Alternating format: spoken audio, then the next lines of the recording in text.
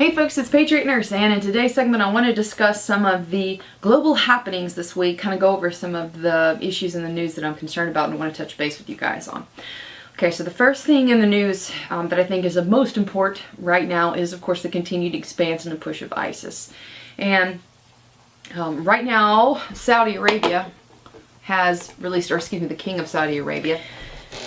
The Saudis are not uninterested in telling us these things. I guess I should say disinterested. You know, we have relationships with them as a country. We have bases there. You know, we like to sleep around with the Saudis from a foreign policy standpoint. The Saudi king is, of course, warning us here in the West per Yahoo News. This is the one I'm pulling from right here, from courtesy of the Associated Press. King Abdullah of Saudi Arabia has warned that the West will be the next target of the jihadists sweeping across Syria and Iraq unless there is rapid action. And he's correct. He's correct. But the thing that we have to keep in mind here, this whole term, the enemy of my enemy is my friend, that's a Bedouin proverb, okay? Arabs will, as a manner of operation, they may tell you a truth, but they may have 5 or 6 other ulterior motives behind telling you that truth, heavily cloaked in opportunism, okay? So I don't think that that is an incorrect statement, but I think we need to watch what's going on over there in Saudi Arabia. They stand a lot to lose with the proliferation of ISIS, namely Mecca and Medina being taken over in one way, shape, or form.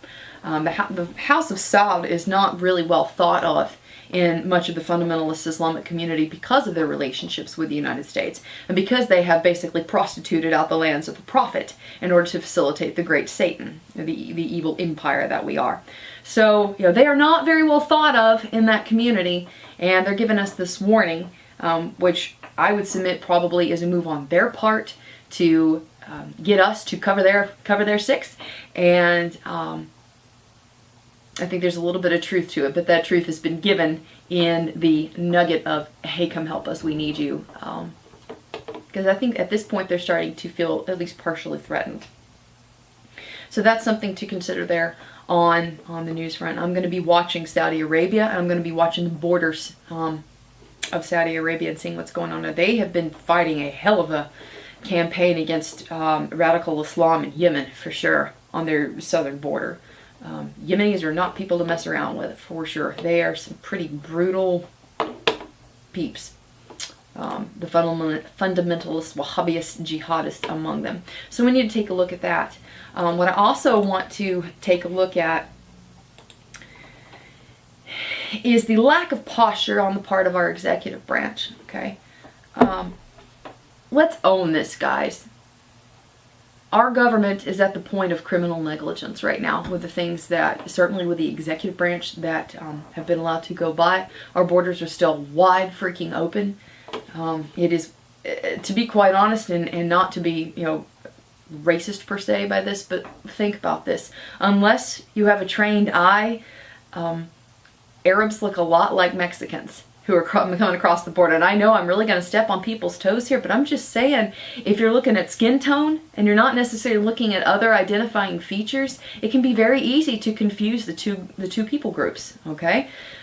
And if I was a particular individual that wanted to infiltrate the United States in order to spread terror and accomplish my purposes, we have an open, wide border down there. One that our president deigns it inconvenient to visit. So I would take a look down there and see what's going on. Keep an eye up on the borders, our southern borders specifically. Canada's a little bit cold, but the border with Mexico, the easiest way to blend in with people is just to stick in the middle of a crowd and follow the other school of the fishies moving around in the ocean. So we need to pay attention to that. Another thing to pay attention to also is the northern border with Israel and the change of hands that has happened in the past few days. Currently, al-Nusra, which is an al-Qaeda branch of the Syrian rebel army, al-Nusra has taken over the Quneitra border crossing with Israel and the northern part of Israel and the Golan Heights. I was actually there, ironically enough, in January And that crossing is, blessedly, it's in the lower, they have the low ground compared to the Golan Heights with Israel. Israel has the high ground, at least at this point. But that had been a fairly stable area. The UN peacekeeping presence, this, that, and the other, that had been a fairly stable area up until recently. In fact, some of the, I believe they're Filipino peacekeepers that were present there from the UN, they have been pulled out. They have been taken back. So that's a new piece of information in the calculus too. Israel had been dealing with Hamas. They had reached a ceasefire this past week, reached a ceasefire with Hamas in firing rockets out of the Gaza Strip, had reached a ceasefire with them. So the southern front hadn't been a particular issue this past week, but now Israel's having to keep some eyes up there as well.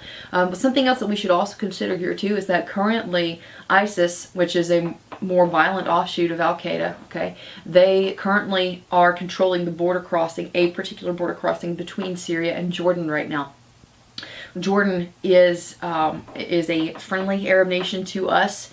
We provide them with a lot of war machine implements, and they in turn provide us with airspace and also places to land our planes and conduct operations out from.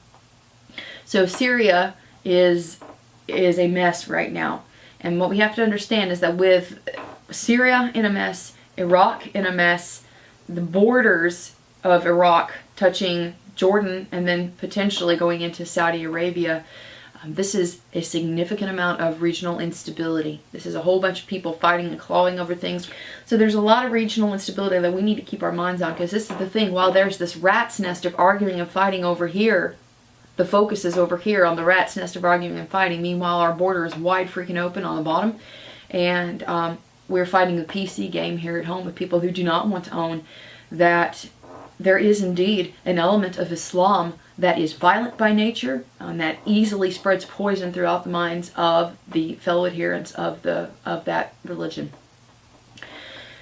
So we need to own this and recognize it as the state of affairs that we have inherited, and also try and, as best as we can, formulate our plans around it.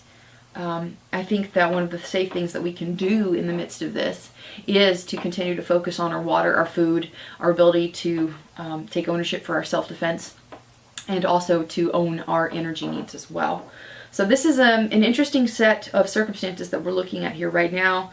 I'm going to be keeping an eye on things, especially in later September, specifically the 24th of September through the 15th of October. I think will be very key times for the chessboard, for the global chessboard to be moving right now. So hope it was helpful for y'all. If you enjoyed the video today, I hope you'll subscribe and like me on Facebook and follow me on Twitter. I like good people. I like good people to be subscribers. I like positive people to be subscribers. I don't really take joy in this. To me, this is a discipline. Part of why I look at these things and try and analyze them the way that I do is because I want to put good information out to my people, and to help keep you guys updated without the fear-mongering fluff and stuff. I'm not really a big fan of that. So I hope you enjoyed the video today. If you did enjoy it, please subscribe, like me on Facebook, and follow me on Twitter. And for now, it's PatriotNurse signing off, and I'll see you guys later. Bye.